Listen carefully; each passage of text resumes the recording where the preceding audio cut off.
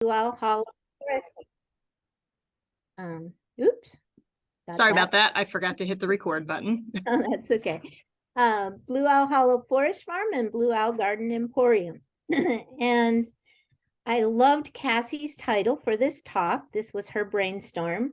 Blue Owl Hollow versus Ailanthus altissimus. Lessons from the Fray. And that's pretty much what it is. It's hands-on combat much of the time. Anyway, she also asked me to cover a number of points, and I hope I will do so. If you have any questions, please feel free. I'm planning to make this quick and dirty introduction and then open it up for questions. So first, I'm going to tell you a little story about how we got here. Let's see, back in 1998, my husband got a job offer from Denison University. He's a biochemist. This will feature in later, as you might expect. And we decided to move to Central Ohio. Now, we were a couple of dinks. How many of you recognize that term from the 90s? Double income, no kids.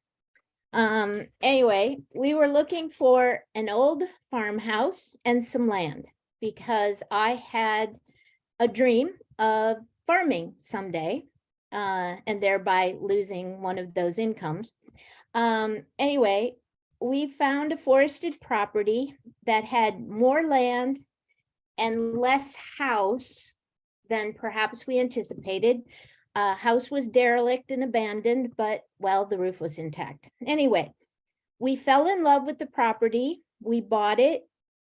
It was totally unsuitable for herbs, but it was a fabulous place for having a forest farm. It came with some other unfortunate things. In particular, it had been logged very badly.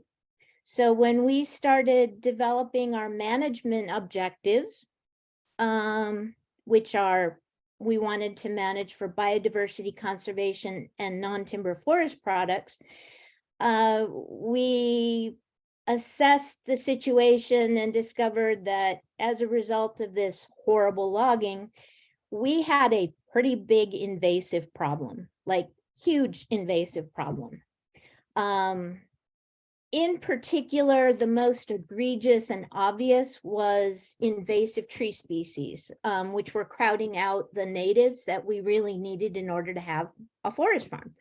So we made a lot of connections with various organizations, including Rural Action, ODNR Forestry, Licking County Soil and Water Conservation District, OFA, our local NRCS office, and Dawes Arboretum. That all of those places will become critical as we moved forward in our desire to combat invasives. Anyway, in the on-farm workshop that I attended at the OFA conference, we were asked to identify problems. And we very quickly identified a very broad problem. We wanted to be organic.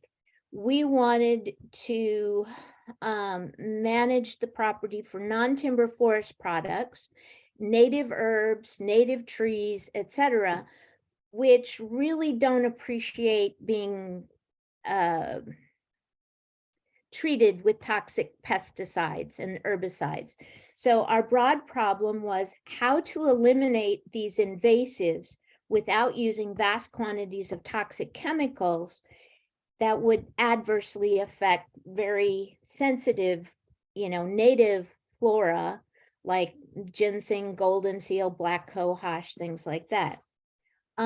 As we sort of continued to assess and identify natives and trees and things like that in the situation on the ground, we narrowed that problem down a bit.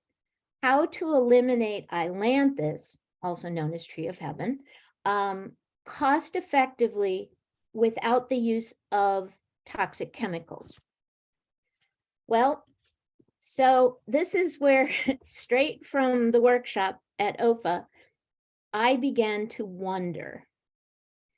We were seeing all of the good trees in the forest being damaged by deer. I'm sure you've all seen this. Also, there was the damage left behind by these awful loggers. And in both of those cases, most of the damage was the bark was rubbed off.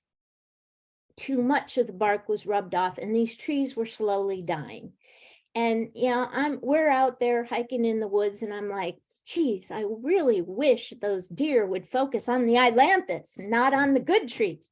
But as those of you who are familiar with this particular tree species, it stinks, which I suspect is why the deer avoid it. Anyway, so I'm wondering, and I'm like, if I can't get the deer to do this, maybe humans can work on this. Same principle. That is how my technique with a draw knife evolved. I can do better than the deer at killing off the undesirables because I have opposable thumbs. Anyway, so we kind of played around with this and tested it and whatnot and developed this very effective technique using just a simple 5 or 6 inch draw knife. My husband and I both carried one for years. We literally killed thousands of Ailanthus before I even considered doing a SARE grant on this, because when I was telling people about this, especially forestry professionals were very skeptical. And I'm like, well, if you don't believe me, maybe I need to do something more, do this a little bit more scientifically. So, it came about in about 2007 or so. I was in the process of revising my forest management plan with my service forester, and I sort of flippantly suggested that, and of course we were talking about the Ailanthus problem, which was pretty much the biggest problem that we encountered, that maybe I should do a SARE grant. And while we're at it, we'll throw in using the Ailanthus to cultivate mushrooms, because that would generate on-farm income and make it worthwhile doing. And my service forester at the time kind of looked at me and said, whatever. And I'm like, okay. But I got the idea and started talking to people, these connections that I had made, and it evolved, and I submitted, and in short, I developed a proposal in conjunction with talking with some of these people, and it was awarded. So then the real work came about. So I developed some test plots. So I developed a small budget. One of the things that I really wanted to learn to do or determine was whether the mushroom cultivation, inoculating these dying trees with mushroom species, actually assisted in killing the tree faster, more effectively, or whatever, and whether it would produce a viable income stream to actually make this worthwhile, putting in all this effort. Because the mushroom inoculation part of that is the way the most labor intensive. The killing the trees is actually pretty straightforward. And we did some farm tours and stuff, and somebody actually timed me demoing treating an Ailanthus, and on average it was about 40 seconds. So you can do a lot of trees 40 seconds a piece, even if you have to walk to get to the next tree. Anyway,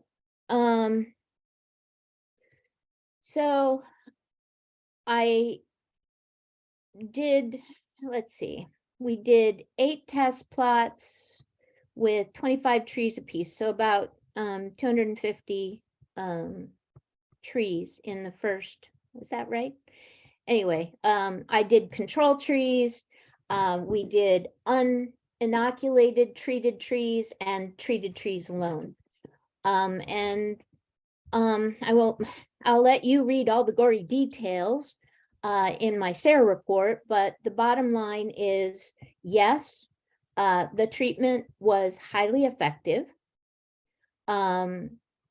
Yes, they were able to produce mushrooms, culinary mushrooms, of at least one species that I tried. Well, 2 species, actually. I tried 2 different types of oysters.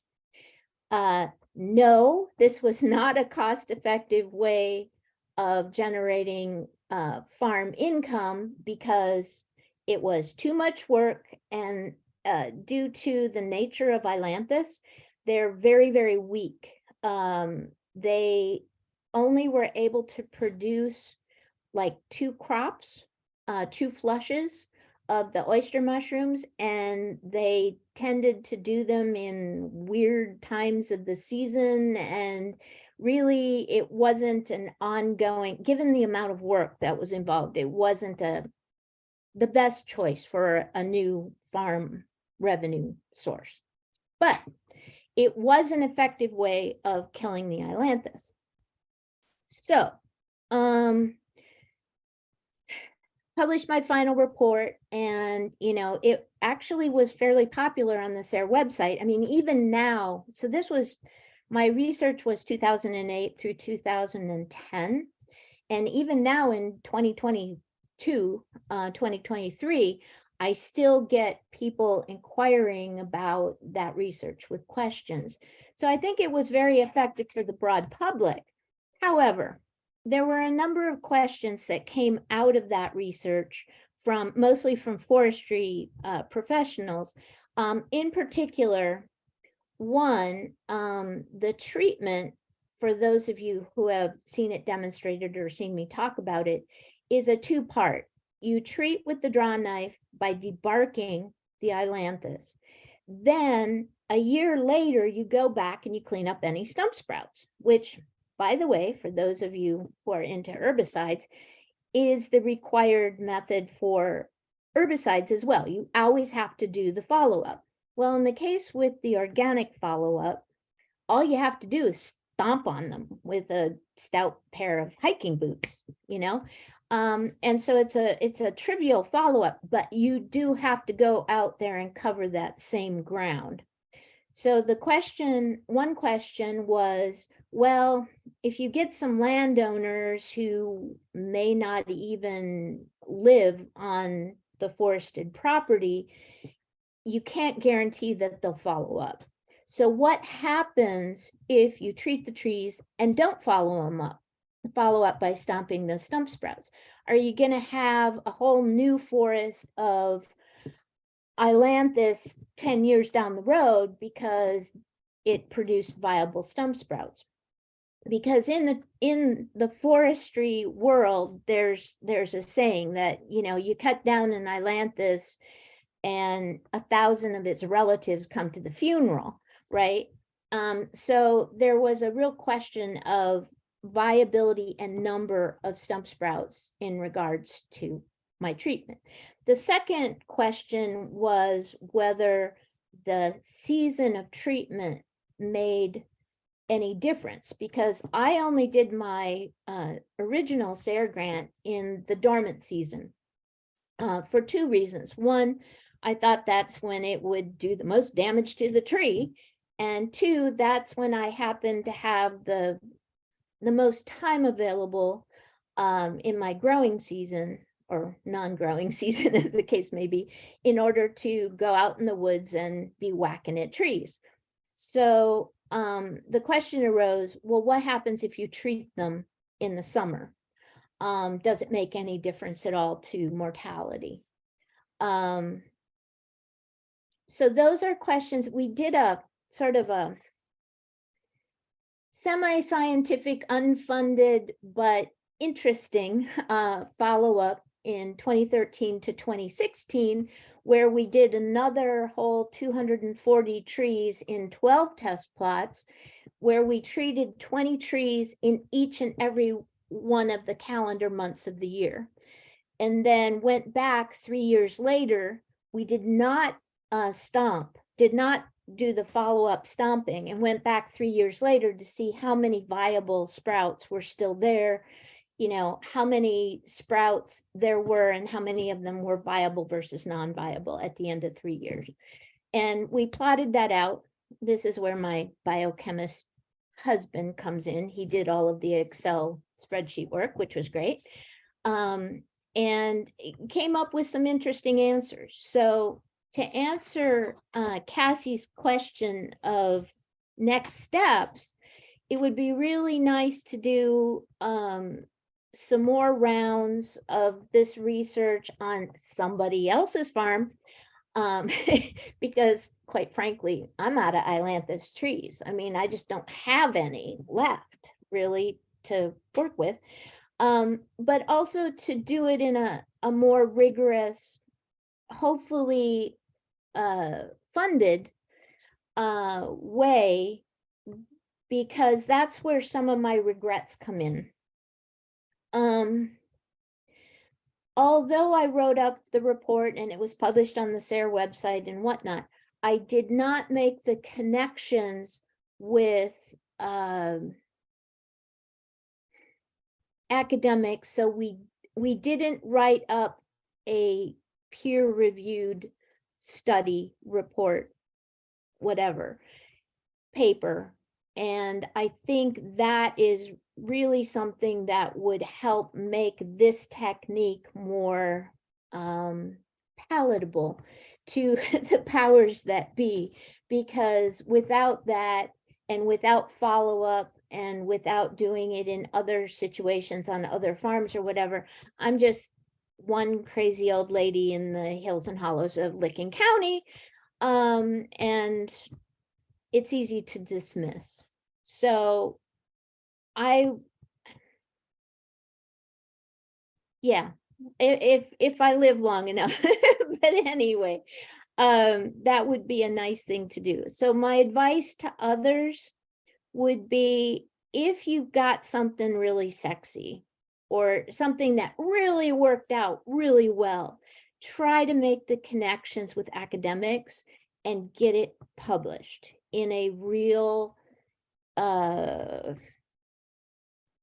journal or someplace high profile, so that when you get the skeptics who come to you and are like, yeah, well, you can't really do that without herbicides or whatever. Well, yes, you can. And here we prove it. And you've got more than just one instance of that. So anyway. Janell, I know when you talked about the first steps, there were a lot of people you reached out to. Did you feel like some skepticism was coming from them, or did you find some good partners, or, what were some of the ways you reached out? I found some good partners, and some of them were more skeptical than others. Soil and water. I had a wonderful relationship, or have a wonderful relationship, even though he's now retired, with Jim Kirikoff. And he was pretty upfront and blunt. He said, I don't know if it's going to work, because you're not planning to use herbicides. But if it does, that'd be great. So I'm on board. And he wrote a letter of support. And I believe he is now a convert. Needless to say, ODNR Division of Forestry was extremely skeptical, but my service forester at the time, Cotton Randall, did support me.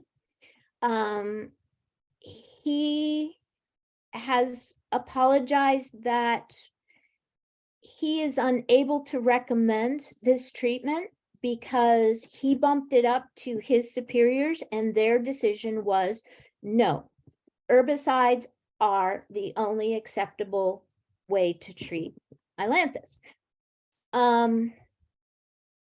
Change takes time. Change takes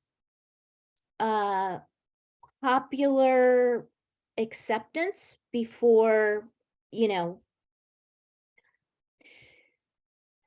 the entrenched can be changed. Anyway, but then of course, on the other hand, you know, the connections I made at OFA, well, they're all about organic, so I had no problem there. NRCS, again, you know, is much further ahead of some of these other organizations. They were very enthusiastic, and as long as I did conservation stewardship program and not equip, which has to be signed off on by ODNR Division of Forestry, they were all about it. You know, they were behind me. Yeah, so it just ran the gamut. But on the one hand, it was some of that skepticism, to give ODNR Division of Forestry their due, that forced me to go and do that secondary follow-up, you know, because they did ask some good questions in the end. And one thing I did not do, because I wasn't willing to do this on my farm, is to do the side by side, you know, herbicide treated versus, you know, organically treated, because I'm not willing to use herbicides on my property. But if there were someone out there or some entity that is willing to do the side by side, that would be a very valid future direction to go. I know you have these prepared, but for those who haven't seen you speak on this before, could you maybe share a picture of what this control method looks like? Because okay, I think if people saw the visual of it, they would see that, you know, this isn't like an all-day project. I like what you said about being able to do it like really quick. All right, so sorry, I'm challenging your technical skills here. So bear with me while I try to share my screen. Meanwhile, if you have other questions for Janell, feel free to get them in there. Oh heavens. I see one from Doug. All right, why?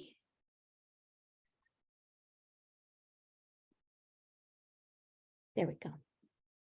We'll see the picture and then I've got a question to. Okay, so I threw together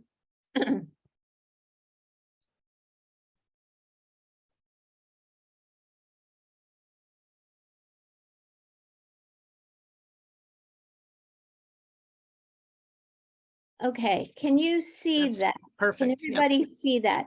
So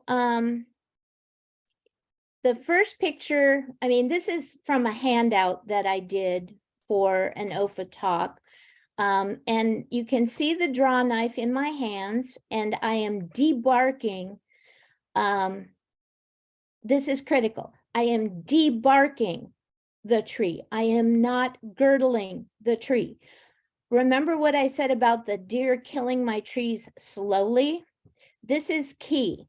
You want to only mortally injure the tree, not kill it outright, because it needs to use up all of its stored nutrients in the root system. Notice the second picture, those are some stump sprouts. So you'll get, you know, maybe a dozen sprouts, but notice how they're kind of leaning out, they're weak looking or whatever. Most of those are not viable. And then the third picture shows me stomping them down. So let me try to find a closer up picture. I mean, I've got some others in here.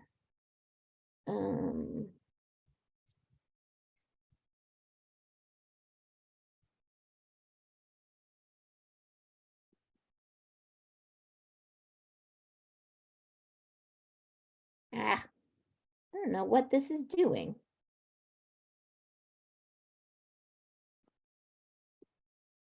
All right, that's interesting. This is not behaving the way, yeah, this is not behaving the way it did when I tested it earlier. I think we can get a good idea of this. Anyway, and have you tried this on other species? I have.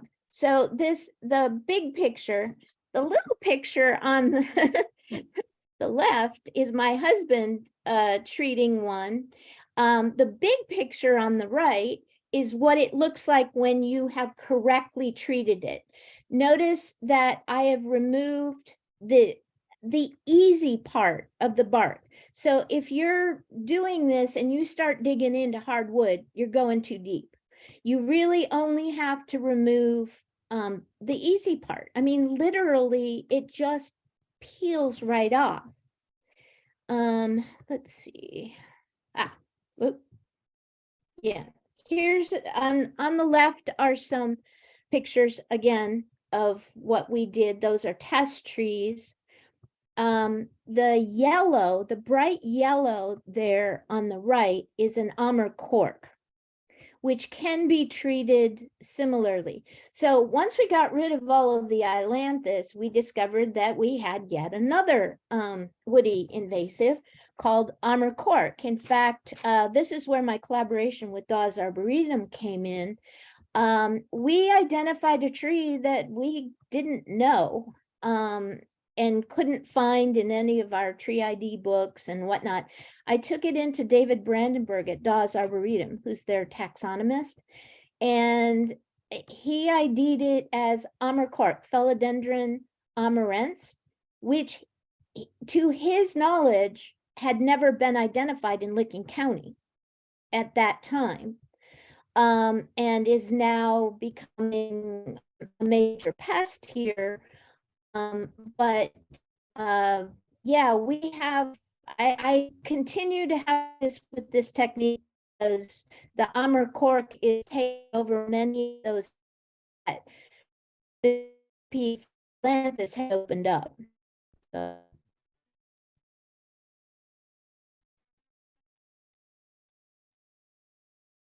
Any other questions? Looks like Sam and Celeste had a question, maybe. Hi, Janelle. Good to see you again. Yeah, how are you? Hi, I was wondering, I'm trying to understand the difference between girdling the tree and just stripping off the bark. So what really do you feel like? So I know you said for this technique, it's just really a thin layer. How is that different from girdling? Can you talk a little more about that, please?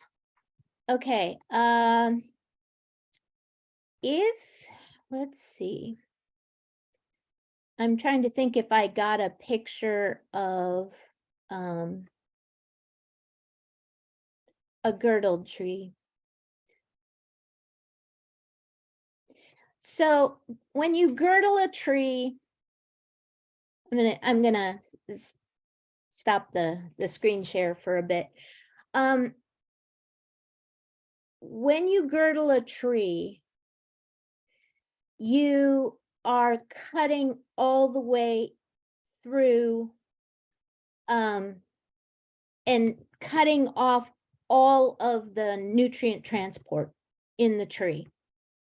When you are debarking the tree the way I was for the Ailanthus, you're actually mostly disrupting only a portion of the nutrient transport, which is why the tree still thinks it's alive. Okay, so all of these Ailanthus that I treated in the dormant season during the winter, all of them leafed out in the spring. They did their damnedest to, leaf out and start saving new resources to the root system, right? By leafing out, they used up all their stored resources, but they weren't able to store more, which means that they had much less available to stump sprout. When you girdle a tree, that tree immediately knows it's dead and it will start stump sprouting. Okay, I mean, it seems a subtle difference, but it's a very important one. Remember what I said about the deer and the dying slowly? I think that was the key piece to understand. You go much deeper. So when I girdle a tree, I use a chainsaw. I mean, and I make 2 rings around each tree, and I go in, a 1/2 inch or so. And it's a whole lot more work than what I was doing with the Ailanthus. Thank you. Somebody else had a question? John? John, go for it. Hi, thanks. Thanks, Janelle. This is great. So a couple things I'm wondering about. Like what I've observed, and when you cut down on Ailanthus, is not only does it stump sprout, but you get these root sprouts as well. And it looks like your technique has eliminated the root sprouts, because those are the more challenging ones to manage, because there's just so many of them, like you said, 1,000 relatives. Well, one thing I want to say, it's difficult to distinguish between seedlings and root sprouts. So remember, you've got a mature Ailanthus. It is alleliopathic, which means that it is discouraging the growth of other trees and vegetation in its root zone. It also discourages other Ailanthus, which might be coming up from seed in the same area. When you eliminate the big Ailanthus, that seed bank is immediately going to start generating new seedlings to take advantage of the available resources. So the way I determine whether it's just a seedling from the same seed bank that generated the original is I pull them out. And if they don't come out easily, they're probably a root sprout. If they come up easily, they're probably just a seedling. And I know I do have a picture of that somewhere in there. So you observed fewer root sprouts with this technique, I guess, is the question. Yeah, I found almost very, very few root sprouts. Can you see the image on the right? Yes. Okay, that is a seedling. And if you get the right time of the year when it's moist, like right now, those things just pop out of the ground, and there'll be hundreds of them as they are competing for the nutrients. But we didn't, I mean, there were very few that you couldn't just, there were very few things coming out of the ground that weren't easy to pull out. So, you know, when I encountered one that was coming right off of the root, usually on a tree that I had somehow bungled, early on, as we were refining our technique, we did bungle a few that were able to come back. And they would occasionally send up, you know, root sprouts. But, you know, most of the sprouts that we saw on the treated trees were very, very close to the main trunk, unless they were obviously seedlings. I guess that's the answer. And then another quick question. I know you mentioned it. What in your trials, but you said you did some bark stripping on some without inoculation. Right. How did that compare to the trees that were inoculated in terms of effectiveness? There was no difference. So the mushrooms would have just been a kind of a bonus value add. Farm revenue, exactly. Value added. That is something that I perhaps didn't make clear enough in my final report, because I get a lot of people asking me, you know, if they have to do the mushroom inoculation. The answer is no. There was no difference in mortality between the inoculated trees and the uninoculated trees. And to your point of having to revisit the site, whether you're using a herbicide or not, a stump treatment of herbicide wouldn't kill any seedlings, so they would have to be pulled Anyway, the same as you're doing. exactly. That's a good point. I hadn't thought about that. That's a very good point, because that's one of the things that makes Ailanthus so tenacious, is that it's got an extremely long-lived seed bank.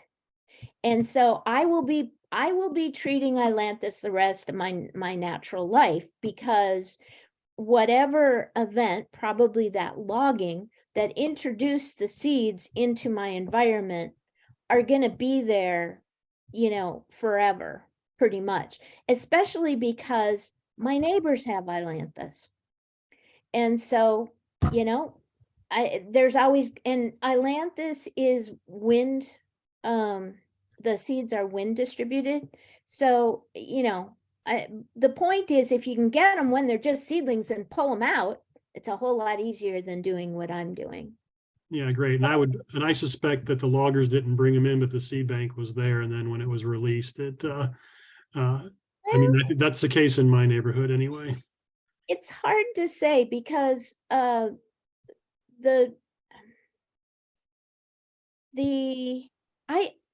don't know the answer to that. I do point the finger at the loggers, because the area that they logged had not been logged in many, many decades, probably hadn't been logged since before the 1930s. So I don't know how widespread the Ailanthus were in the in 1930 in this area. It was certainly pervasive in the 1990s when it had been logged. So it's hard to know. I mean, on your property, it's important to do your land use history can help you identify that. But the bottom line is, it doesn't matter. You got them. So Right.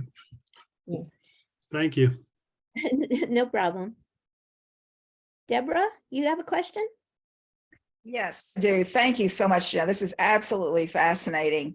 My question relates, well, I've got a couple, but the most important one, I think, how much have you been able to interact with private professional foresters in terms of this story? And the reason I ask that is my son-in-law works for the Wilderness Center up here in right on the border of Stark and Wayne County.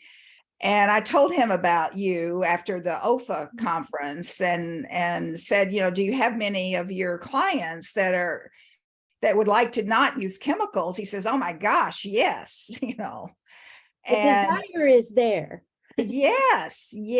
And I will definitely be relaying. In fact, I forwarded this to him, hoping he might be able to join, but I'll be forwarding your report and a report out on your talk here today. But because you might very well get a warmer response, from people dealing, with clients that really don't want to use the chemicals on their land, if possible.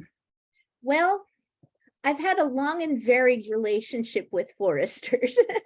I have worked with some consulting foresters, and the thing about consulting foresters is that some very high percentage used to be ODNR Division of Forestry Service foresters, and left for one reason or another. Frequently, it's because they were disgusted with the high use.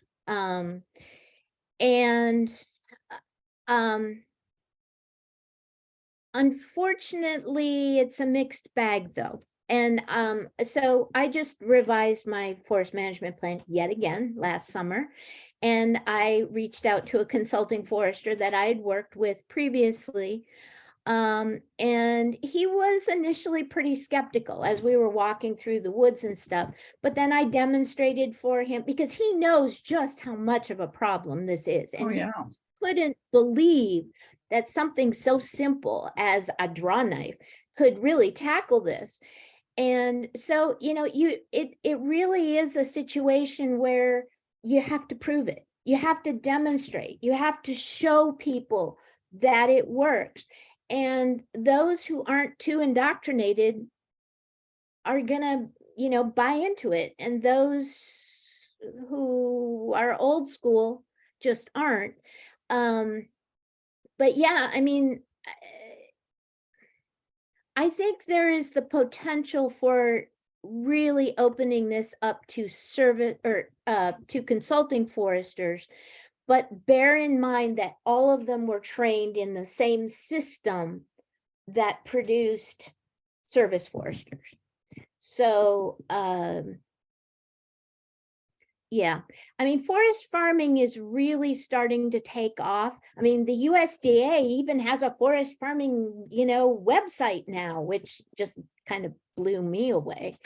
And so I think it's becoming more high profile. And that's why I think there's a crying need to expand this onto other farms, into other situations or whatever, and get it published, so that there is a simple link other than the SARE website that you can go to.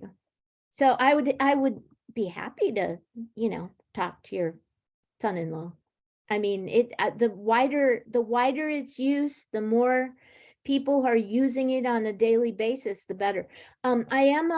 We do have our farm enrolled in the American Tree Farm System. And it's hard to know what the official stance of the American Tree Farm System is, because a lot of their foresters, the people who approve the farms, are, again, either service foresters or former service foresters. So, anyway, bureaucracies are really hard to change. So. Thank you. And thank you for sharing this today. Problem. Something I'm passionate about. So, aside from another step of research, are there some other things that you think would help get this out in the public eye more, and be more shareable?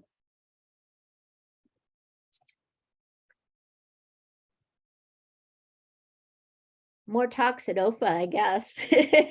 I kind of had gotten a little out of touch with the OFA conferences when they were in Dayton, because I mean, my time is, as a woman farmer farming alone for all intents and purposes. My husband has a full-time day job. I have very little time, so I probably should do more outreach. It's complicated. More, I mean, I do some on-farm events. I do a mushroom inoculation work share, and use that venue, but that's still a very, very small audience, potential audience. I just don't know. I don't have the answer. I would be happy if somebody could suggest others. I'm happy. Oh, Doug just did. There's a whole list of them in the meeting chat if you want to take a look. Yes, I mean, I have done some talks for rural action. I have commented on the women owning woodlands, and in some of the Zoom conferences I've participated in. Rural Action certainly knows about in fact, I know that they had at least one, if not two, people attend my OFA talk. And I have talked about it in my OFA chapter. So I mean, but they're still pretty small groups. So what I really need is an army of people who have tried the technique on their own farms, in their own woodlands, and are converts. I think that's where the change will come, is among farmers and forest landowners. Anyway, I'm looking at you guys. That's why I'm doing this, this presentation at Cassie's request.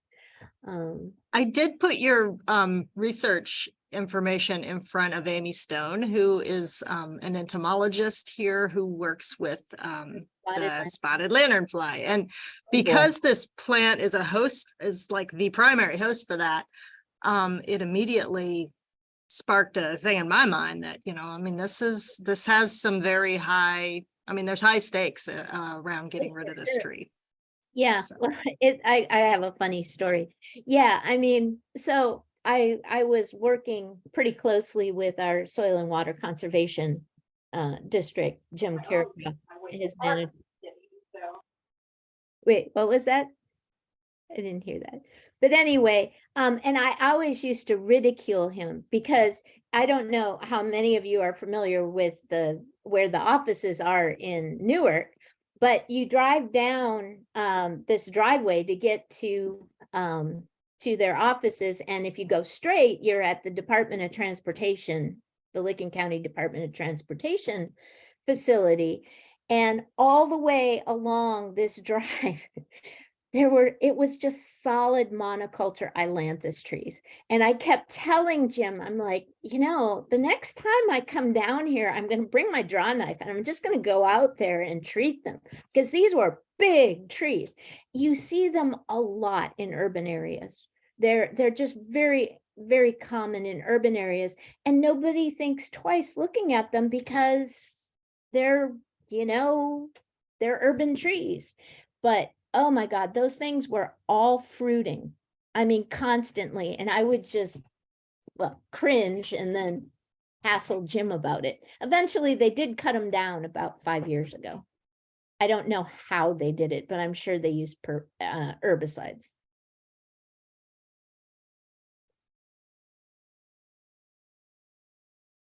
Any other questions?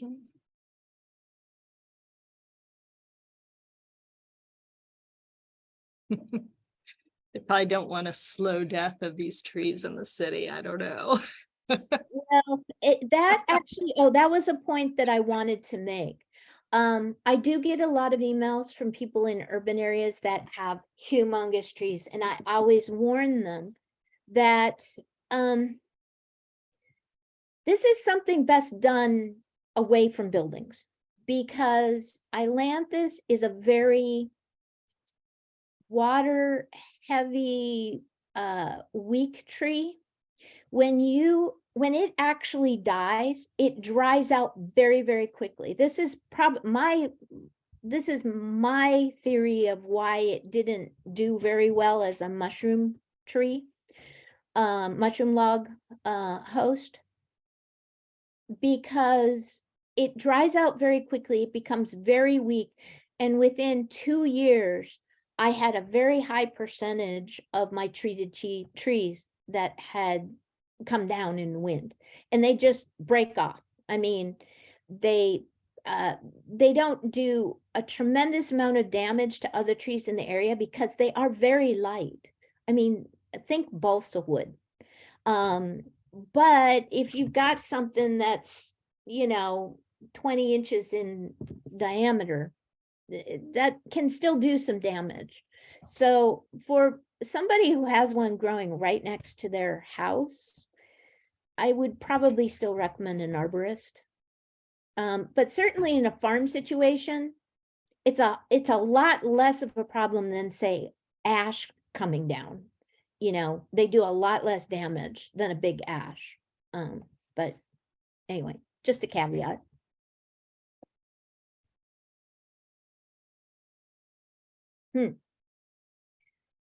Oh, the person who said they took out several sections of your paddock. Did you treat them the way I did, or did you girdle them?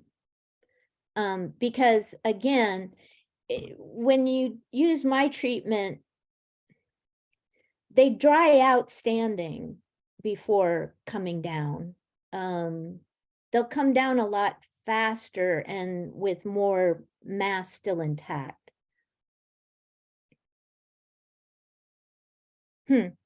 Interesting. Yeah, okay. They must have been big ones.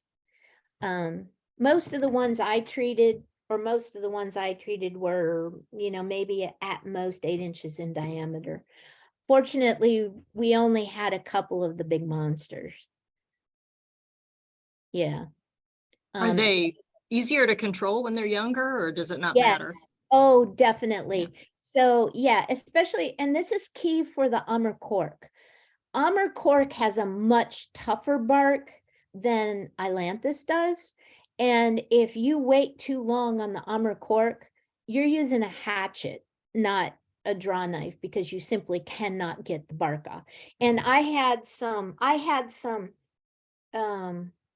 Ailanthus that were so large that I did have to use a hatchet rather than a draw knife, because the bark can get, I mean, mature trees, yeah, they do have pretty substantial resources, so get them young and tender. Anyway, We're about at the end of our time, but any last questions for Janell? Give you one more opportunity. Yep. All right. I did put the link for the SARE report in the chat. I will do that again.